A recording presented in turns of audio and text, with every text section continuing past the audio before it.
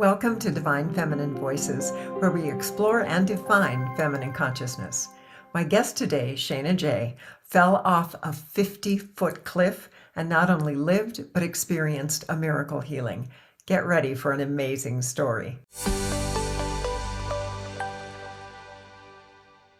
In 1997, while hiking in the beautiful mountains of Sedona, Arizona, Shazna Jai fell off a 50-foot cliff, and though she lived, she sustained 22 broken bones. While falling, she says, I absorbed the awakening, God's energy embodying me. I was rescued and had a miracle healing within just 4 weeks. Shazna Jai is an amazing woman and a friend, and I just had to invite her to come talk with us today about her miracle healing and what she experienced and learned from that fall. So welcome, my dear friend. It's so good to have you here. Oh my God, it's always so good to be with you, Misa, dear one. Oh, love you. Love you too. And I know we've talked about this story in the past, and I know you told it 1,000 times. So please forgive me. I'm asking you to share it again because I have lots of new, wonderful people that are watching this channel, and I want them to see you and hear you sharing this story about your fall and what emerged in that amazing moment. So would you get us started by talking about where you were, what was going on that day? Sedona, we both know Sedona, love Oh, it, you live I there, love but that. I love that part of the story. And there's so much to the story that I hardly ever tell that part. So I'm happy to. So setting the stage, I'm living in Sedona, Arizona. I've been pretty much a newbie, but praying and meditating every day. And, praying for God to help me in my life, show me a different way, help me to perceive my life differently, understand who I am, and really, really praying hard. I really, 10 years, I was, of course, a miracles student, self-taught for 10 years. And so I was 47 when I fell. And what happened, this is so funny, it was a miracle, but it was planned, you know. I was in the Crystal Magic, my favorite store in Sedona, and I saw a friend, and we're talking, and she said, yeah, I'm really wanting to do a very difficult hike because I'm training to do, I forget the other mountain, but the bigger mountain hike. And I'm like, oh, well, I've been doing this hike. I've only done it like 3 times, but it's pretty tough. And it's over by 7 pools up Soldiers Pass. So we agreed to go ahead and do it the next day. A little bit later on in the afternoon, a gentleman friend of mine and I were talking, and he basically said the same thing. And so I said, okay, well, there's 3 of us now. So we get Saturday morning, we go up to the base of the mountain, and we do a prayer because we're going on the earth. And we really were choosing to connect with the earth that day in a very sacred way. We wanted to have every step that we took to be a step that would bring in light and give back light to the earth. And so that was very conscious. And we also chose to be in silence, to not chit chat with each other on the trail. So that way we could stay really in the moment. And it was a wonderful experience. And I'm getting chills while I'm telling you this, because I hardly ever tell this part of the story. So we go past the 7 pools, we go over the boulders, and we approach this one area where it starts to get very, vertical, or yeah, that one that goes up. And when you get to the certain part of the hike, you have to climb up. It's a pretty big step up. I mean, I did it because I had been working out, so I was pretty strong, but I still had to climb somewhat. And it's like you're walking in to the mouth of a womb. I mean, it is so gorgeous. The way the rocks are formed and the way it's like a cave. And, with all the markings on the walls, it's absolutely beautiful and quite breathtaking, actually. And so I stayed there for a long time before we did anything else. So let's see. Then after meditating there and really thanking the energies for allowing us to be there and to participate in the beauty and the energy, we started walking. And the very next walk is it's nice and wide, but then it narrows to about a 12-inch. And then there's a big wall, next to it. So some people crawl on that, because it's cliff, down there. So it's open. Being a dancer, I put my back up against the wall and I go sidestepping. Okay, so we get across that, go over more boulders, then we go up and up and up and up until we get to the mesa. On the mesa, now I'll show you a picture of my book, if you will. I didn't have enough of my big file handy, but here is, this is Coffee Pot Rock. I lived right under here. And then this is Soldier's Pass over here. And on the back of my book, this picture continues. So it's very cool. So this is the mesa we were on, and literally that blue sky, that's what the sky looked like that day. It was absolutely clear, vibrant blue. And I had a very nice connection with the energy of the elders of the land. And I was getting a lot of information about how the land was lived and how the ancestors made things, did things in a very, very sacred way, but also a very practical way. They made their tools, they made their homes, and how they put it together. It was just fascinating. So those are the Sinagua Indians that lived there, and I want to say Anastasia, but I don't think that's right. Anasazi. Anyway, thank you, Anastasia. Thank you. Mm-hmm. Yes. So those are the two tribes there. And so we had a little lunch and, took in all the energy. And when we were ready, and we still weren't talking to each other, when we were ready, we just signaled to each other that we would be headed back. And so we go down the little climbing area. It was really neat. And over the boulders again, and then we get to that skinny area. And so I get up and I'm down, I'm putting my back against the wall, just like I did on the way over. And I'm sidestepping, and then all of a sudden my right foot put too much pressure on the edge of the ledge. Yeah. And then I went over. Immediately I thought, well, I'll just turn around and I'll just grab the ledge. Well, I was able to do that, but the weight of my body and gravity, no, not happening.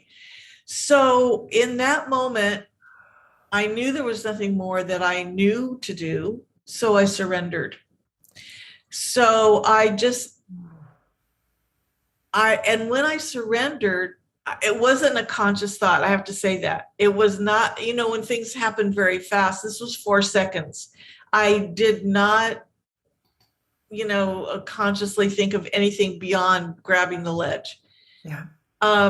But what did happen that I recalled after in meditation was the immense amount of energy that came into my body. And it was so enormous and so unfamiliar to me that it literally felt like God. I mean, because remember I said my prayers were really strong, really, really, really strong. So there was no fear and there was no concern about whether I lived or died. There was just nothing except receiving what was given to me. That was what was most important. So I did that. And Oh, then, so I do understand what you're saying, that total presence of God, which is not about am I living or dying? It's just the presence, if I'm understanding you correctly. Is that right? absolutely. Yeah, absolutely. So amidst this beauty and the red rocks in Sedona with all the vortexes that I knew pretty well because I lived there for 8 years already. And so I already, praying when you hike instead of jabbering Mm. is so powerful, because when you're connecting with the land, you're getting an energy vibration that, because you cannot see it, you don't think it means anything. And this is a point I try to make in healing. It's so important when you get conscious that there is more around you than what you see. You don't rely on just your sight. You rely on all of your senses. You wake up all of your senses. You then become conscious of an awareness that is extraordinary. Like people actually pray. When I was in a circle one time with an elder, and he actually prayed at the end of our meeting. And I pray, I give gratitude to all of the angels that are helping us, and we don't even know it. They're helping us for what's to come. They're protecting us all the time, and we don't know it. So in that moment, you take the not knowing, put it into some sort of a knowing. You don't really know where to put that. The mind doesn't know what to do with that, but you put it out there anyway. And you the universe supports you with that. You begin to start to see. So, for instance, yesterday I did a self-healing meditation with one of my clients, and she was, every time they're totally different. I know the whole process, but every time I do it, it's only based on what that person needs. We got to this place in her body where I could feel her mind was trying to figure it out. Mhm. So I asked her to tell your mind to relax and appreciate the energy that you're getting. And now, because she had put herself in this beautiful scene, so I asked her to take the energy of the mountains, receive the energy of the flowers, receive the energy of the ground, bring it into this part of your body so that the energy is not your energy. It's the energy that will heal you. And you don't have to know what that is, but just ask it, receive it, bring it in.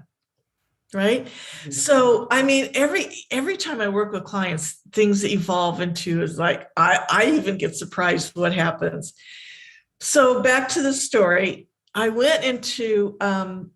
landed on my back, and my girlfriend came up to me, and later she told me, "You're blue and ashen gray." She said, "I didn't think that you were going to wake up, but I did."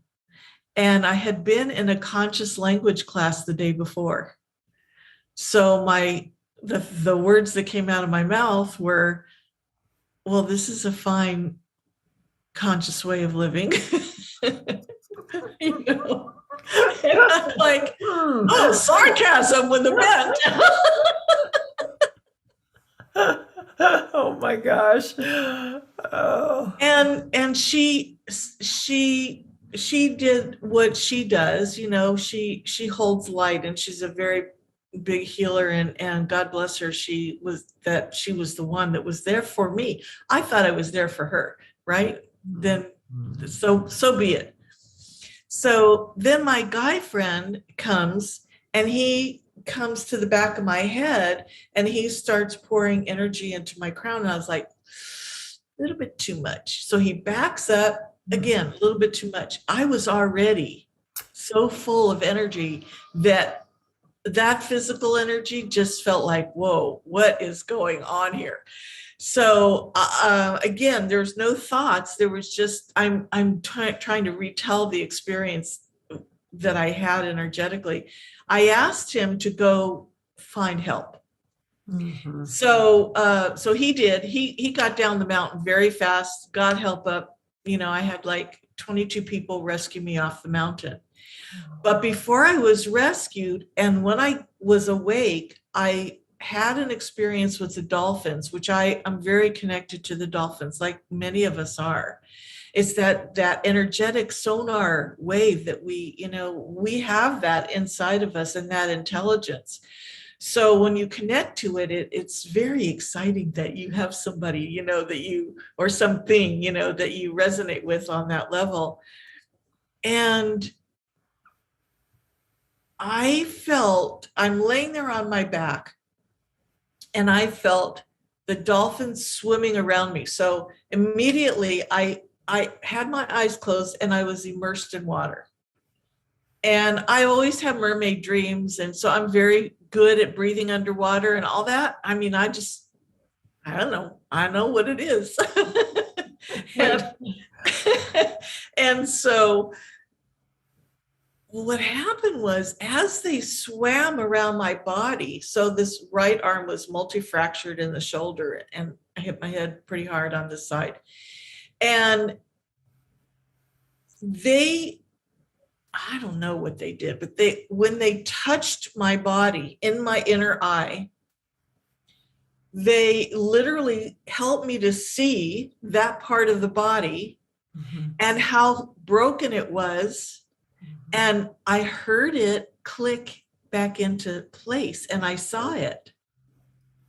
So using your senses in a different way, right? This is what I'm talking about. Mm-hmm. We have that ability. I'm not odd or strange or special.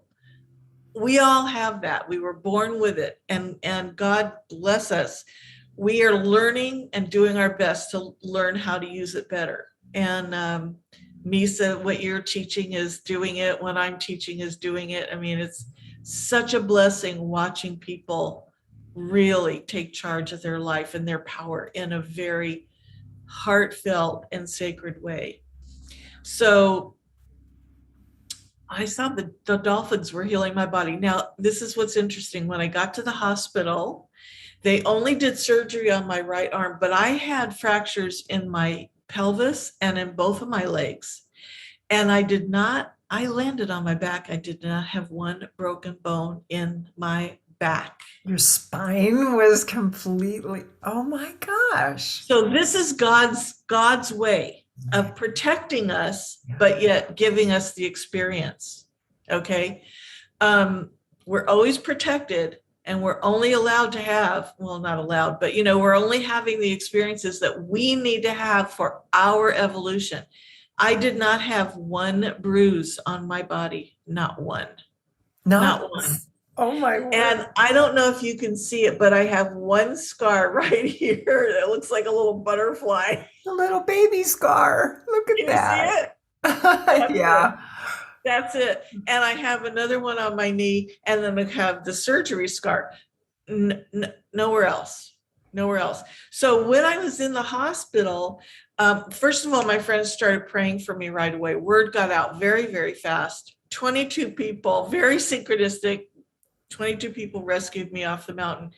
The doctor, my orthopedic surgeon, was a dear heart, in his early 30s. I mean, just like he'd seen everything, from people doing their thing on the Red Rocks, and how the Red Rocks, will throw you around with God's help, So we did that. Okay. After the surgery and I'm in recovery, I'm falling asleep, waking up. And then all of a sudden, I kind of get very aware that there's this huge translucent ball of energy around my entire body.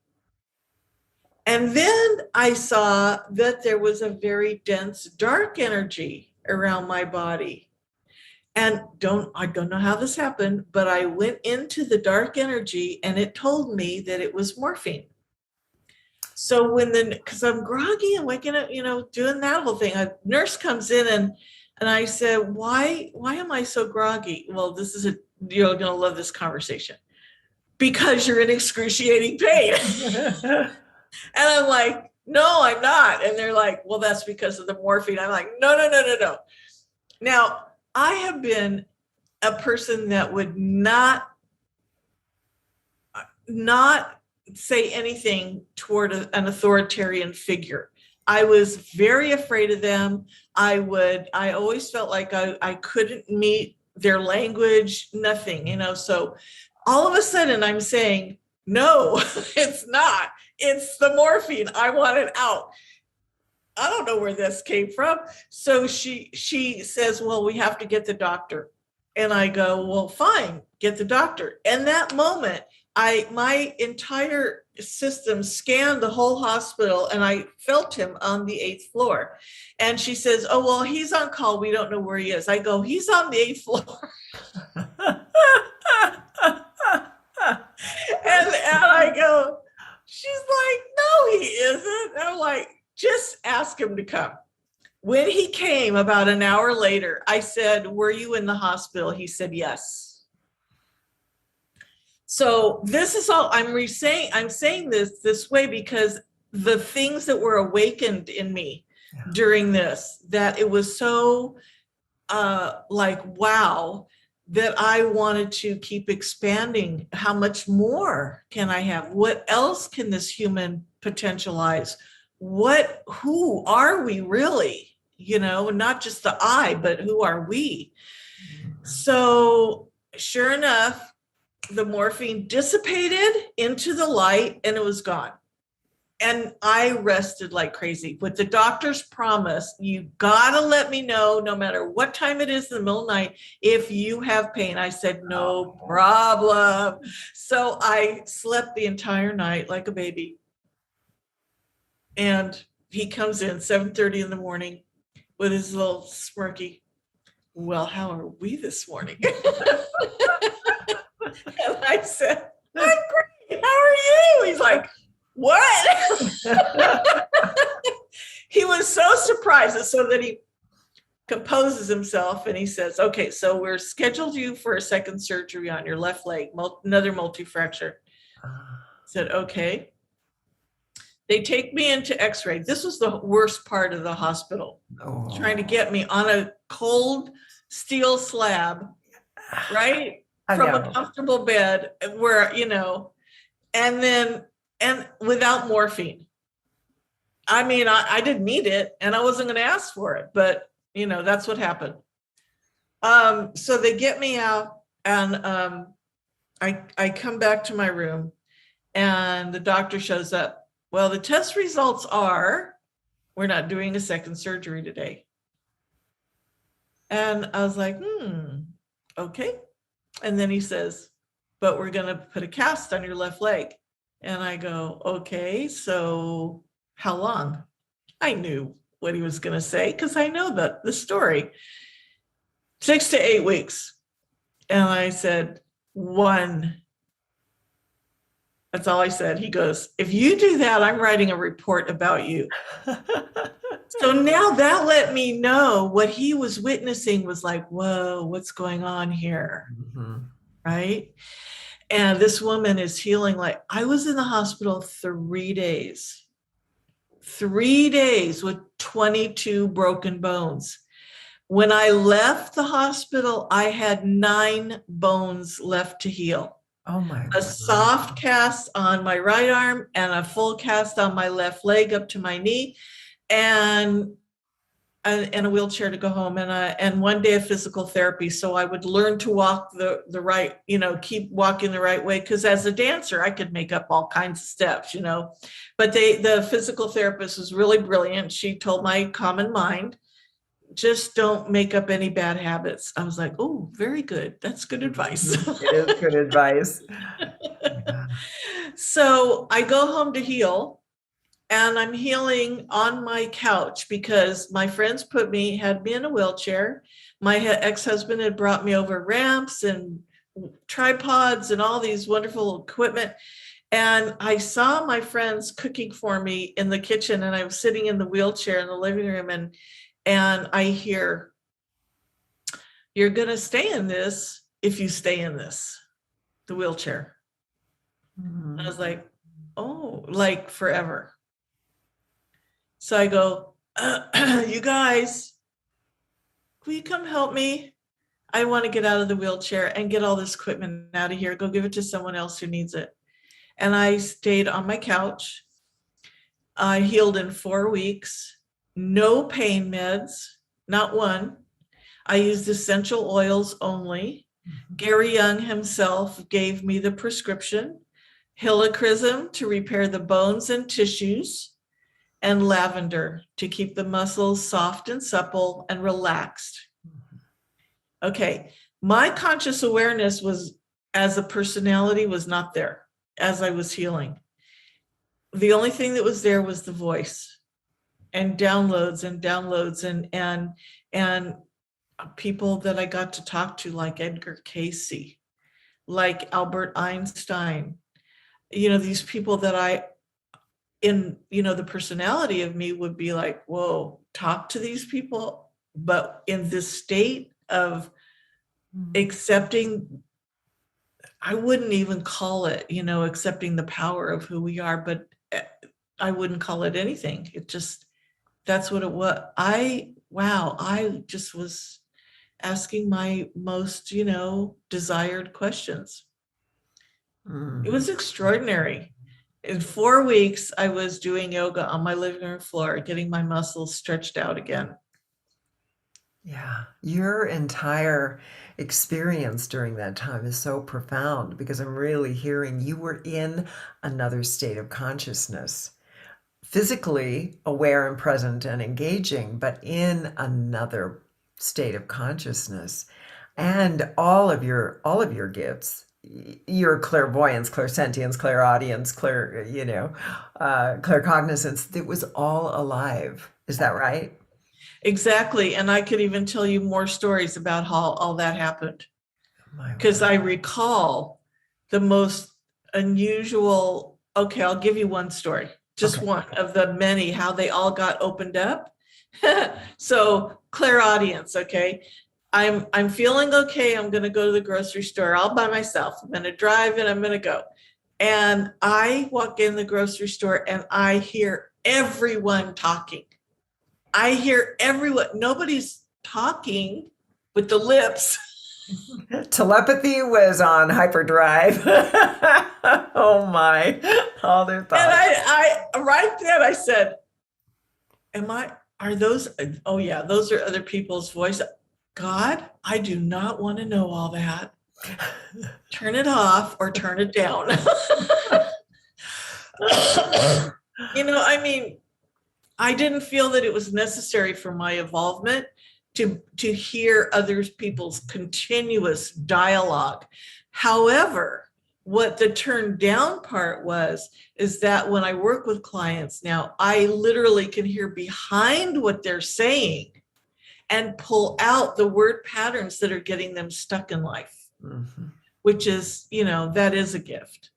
And I'm grateful, very grateful for it. I didn't know how I could do it. It just happened as I was working with people. I saw that it was happening. I was like, wow, this is really powerful, because every single time people go, you nailed it. How did you know that? And it's usually stuff that they would not they would be too vulnerable to say to another person.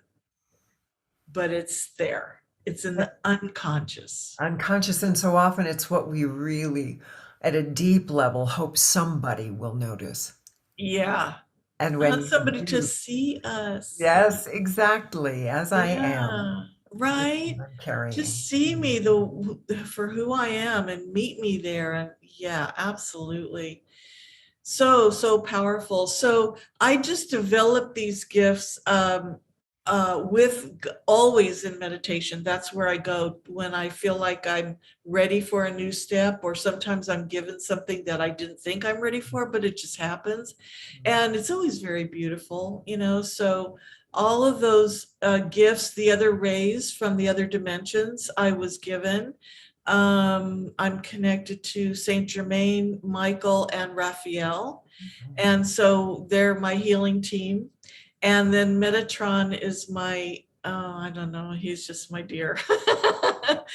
He's the overseer of all, He's a so cool dude. Yep. he's a very cool dude. He loves to help me, like the man around the house, like help me with electronic stuff and things I think I can't do, that I'm not strong enough or big enough, whatever.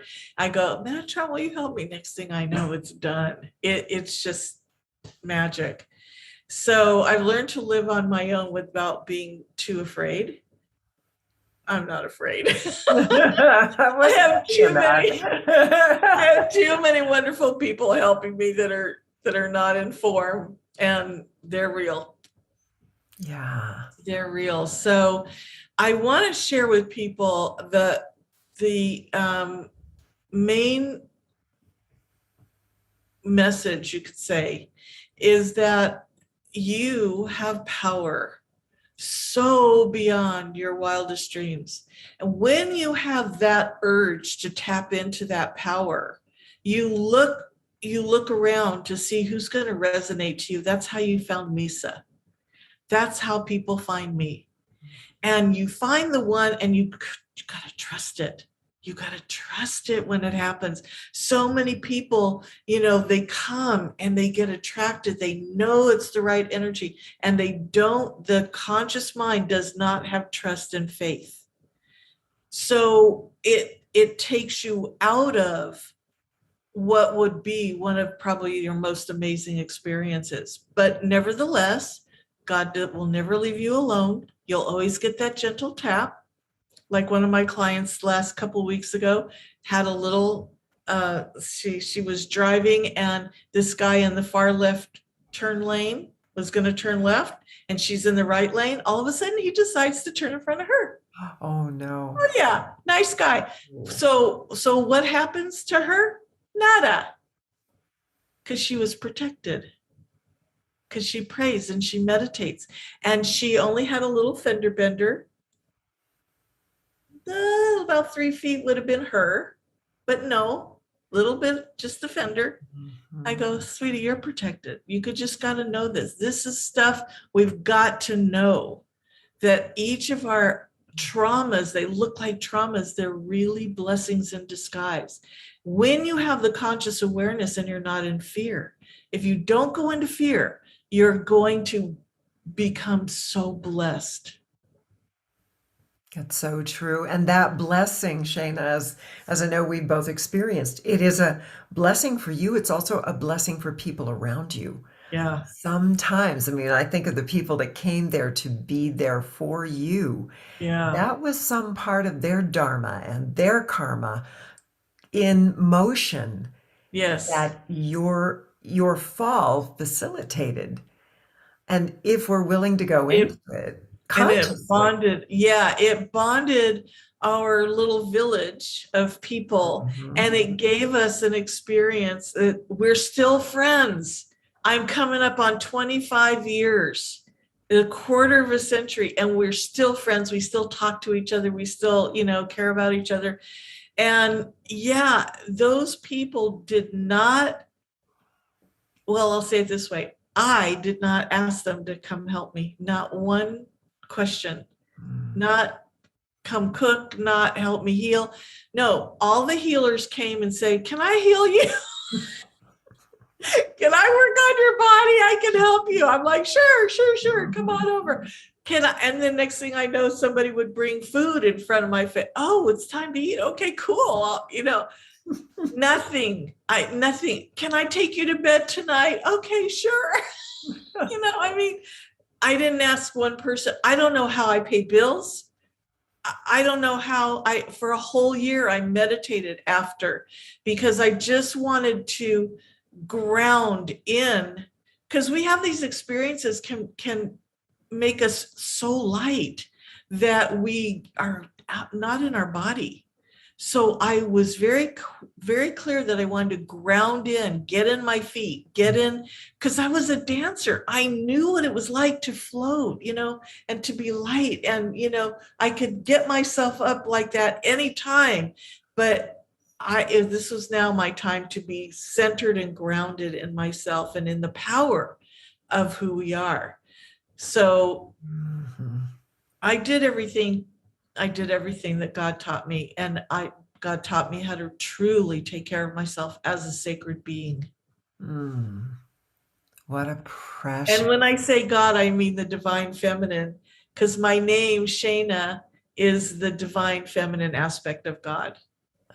So,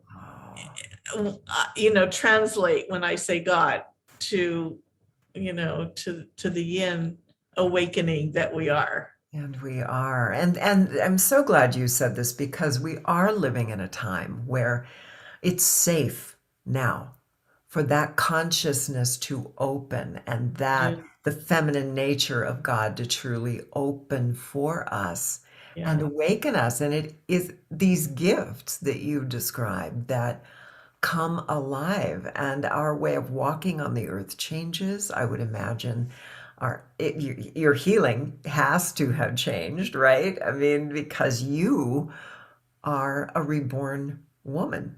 Yeah. And so then our sacred masculine operates in a whole new way. Totally, is only there to help us. I get more guidance from the feminine. I mean, she showed me how to stop being masculine, because we became too masculine in the last, since the 80s.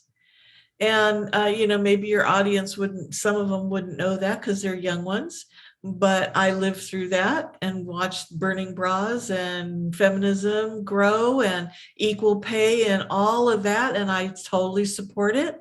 However, we must not be masculine in our relationships and our relationship to ourselves. We must be feminine.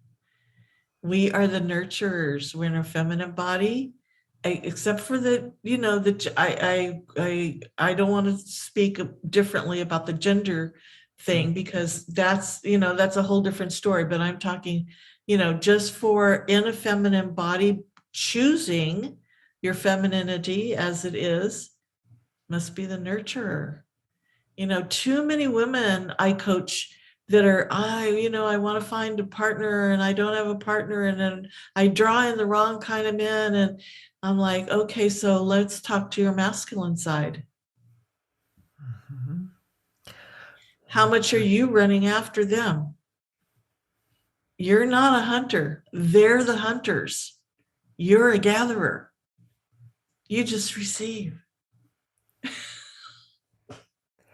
Yes, and the power of that feminine, it draws in exactly what it needs. Exactly. It draws it in, and then it manifests as action. As Yes. I know, then the yang energy must express, right? That bliss and that light must express. Yeah. Because so we got programmed. Well, guess what? We can reprogram ourselves. Through the power of the divine feminine, we can be reprogrammed. She told me one day in meditation, she said, stop working. I was like, I don't know about that. I'm creating websites and events and, weekly meetings with the oneness community. And I'm like, are you kidding me? This is what I'm passionate about. She said, let me guide you when you're working. So the next day, as I sat at my computer, she said, okay, do this different. Just listen. She taught me how to, I went from working 16-hour days to 8-hour days, because she showed me that what I was doing was wasting my own time. Think of it different. So the conscious mind is a tool, but we don't use it for a tool. We use it to listen to the old stories and programs and habits that we have. That is not a tool. That is replaying the past. Yeah. So we need to open up our minds so that we start using it as a tool. Like, I wonder how I could do this differently. Like everything that you do, which side of the bed you get up in the morning, how you brush your teeth, just ask the question and see what comes. Yeah, and I love that reminder because questions are great initiators Yeah, for wisdom to come through. Until you ask the question, it's out there, but your conscious mind doesn't find it, doesn't recognize absolutely. it. I love that. The question opens up so much Yeah. space. The question, and one client I was working with, we were working on her inner child, and she's like did all this nurturing and this wonderful sweet talk, and then she said, now why do you do that? And I said, whoa, hold on, let's talk about that for just a moment. The energy that you put in to that question Mhm. and the way you said it was just like your parents, wasn't it? And she's like, oh, I said, we don't want to reparent your child like that. We want to reparent from the divine feminine of who you truly are. So she can mature along with you. Mhm. Otherwise, she's going to keep acting out. And she was like, Yes.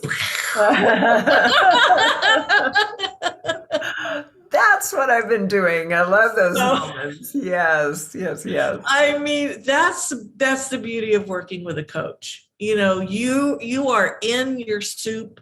You don't know it until you share it with someone who loves you and isn't judging you and really wants the highest and best for you.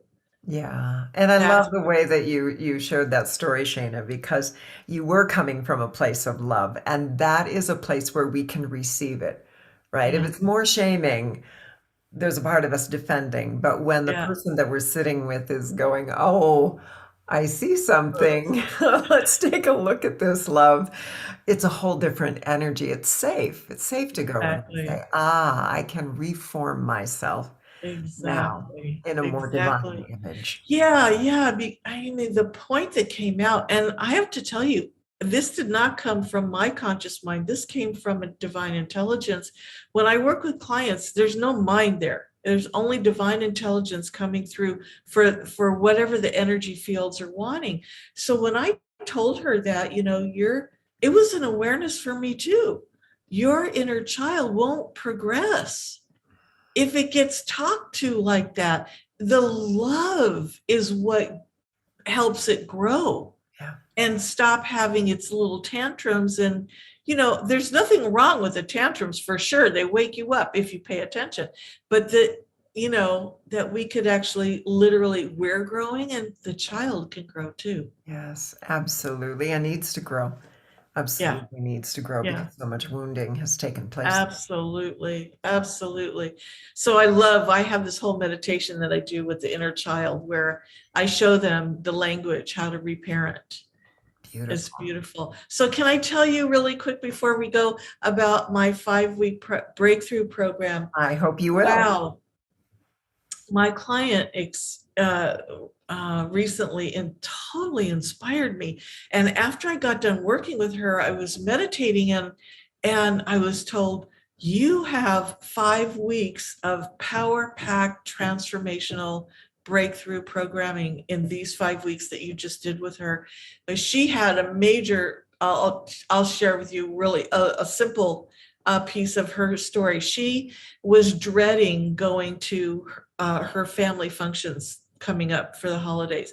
She hated what they talked about. Nobody was interested in anything she was interested in. They often got into conflict, and she didn't want to hang around them to just not say what she had on her mind. She wanted to be fully present. And so, plus, she was afraid that she would be judged for whatever she said.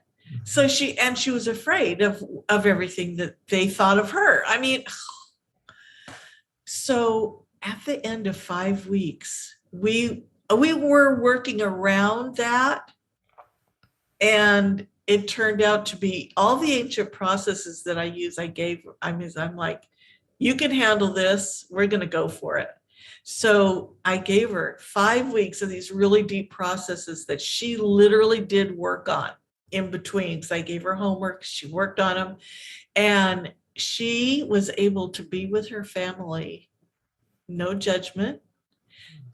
When they were having a conversation around the table that she didn't want to participate in because she just realized she had nothing to add, guess what happened? The conversation shifted. It was no more a long, drawn out conflict, because she's the one that would start the conflict, right? But then she realized, I'm not even interested in engaging in this.